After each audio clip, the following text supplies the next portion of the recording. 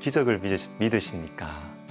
기적만 의지하는 것은 문제지만 기적을 믿지 않는 것은 더 큰 문제입니다. 여러분, 기적이 무엇입니까? 하나님의 능력이 자연 법칙에 거슬러서 나타나는 것을 기적이라고 합니다. 하나님께서 지금도 살아계시고 역사하신다는 것을 보여주시는 것이 기적입니다.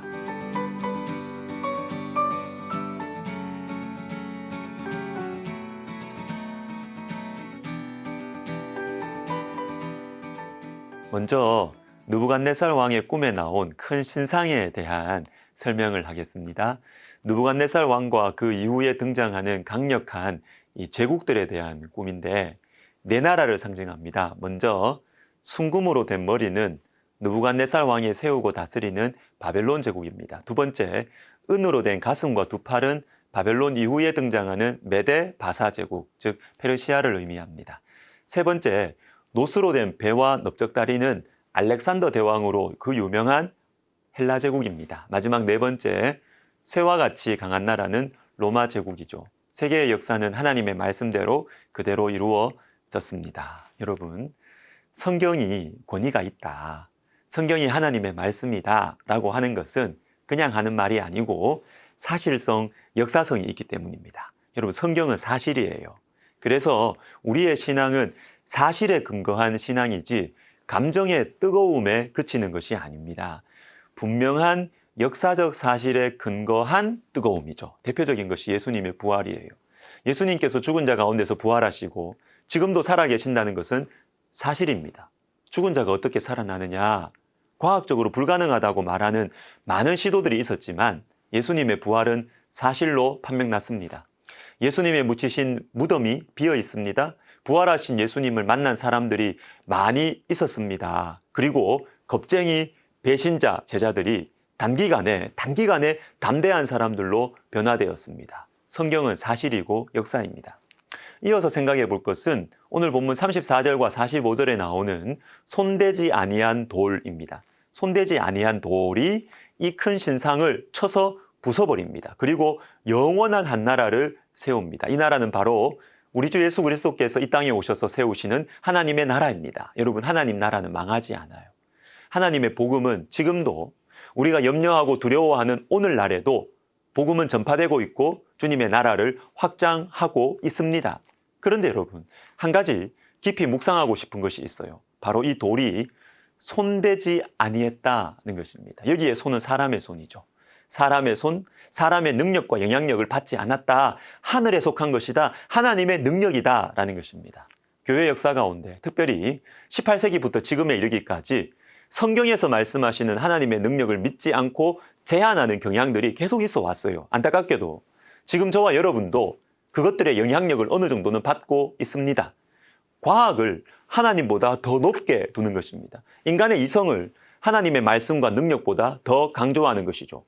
여러분, 과학, 이성 중요해요. 우리 신앙은 과학과 이성과 상식을 멸시하지 않습니다. 그러나 여러분, 하나님의 말씀이 최고의 기준입니다. 과학과 이성과 상식도 하나님의 말씀보다 위에 있으면 안 됩니다. 창세기 18장에서 사라가 아들을 낳을 것이다 라는 이 말씀을 듣고 사라가 웃습니다. 이때 하나님께서 이렇게 말씀하시죠. 여호와께 능하지 못한 일이 있겠느냐? 하나님의 능력에 대하여 믿으라는 것입니다. 사라는 상식적으로 자연 법칙에 의하면 아들을 낳을 수 없습니다. 그러나 여호와께 능하지 못한 일이 있겠느냐? 상식적으로 자연 법칙으로 불가능해도 하나님께서는 하실 수 있다라는 것입니다.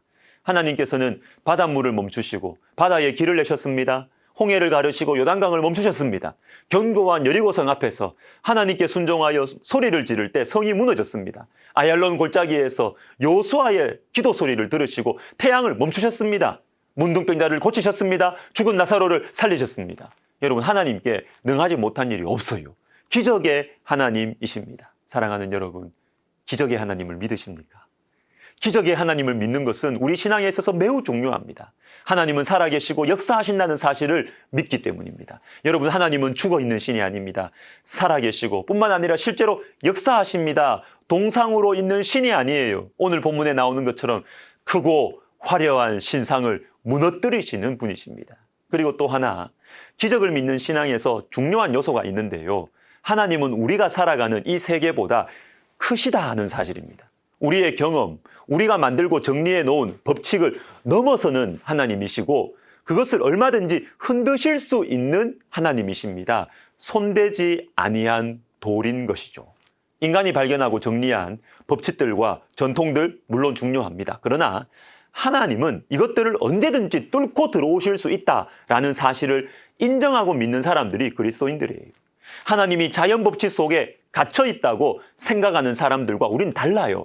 이것을 보고 좀 어려운 말로 열린 세계관이다 이렇게 말합니다. 여러분, 우리는 열린 마음을 많이 말해요.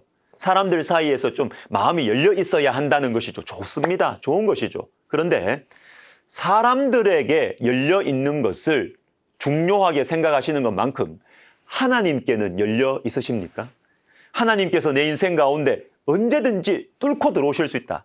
하나님께서 나의 원칙 가운데 얼마든지 뚫고 들어오실 수 있다는 사실을 믿고 있습니까? 열린 세계관이 중요해요. 여호와께 능하지 못한 일이 있겠느냐?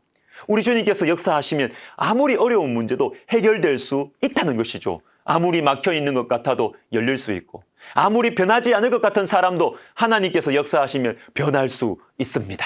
여러분, 하나님은 기적의 하나님이십니다. 이 믿음을 가지고 있으면 기도하는 사람이 됩니다. 내 힘으로 안 되는 문제, 내 능력으로 감당할 수 없는 미래, 답이 나오지 않고 다급한 형편, 여러분, 하나님께는 답이 있습니다. 하나님께서는 하실 수 있습니다.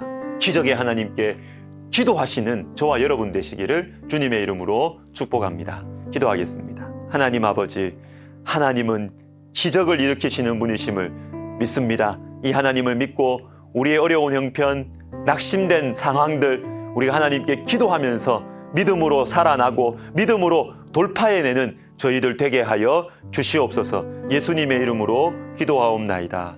아멘.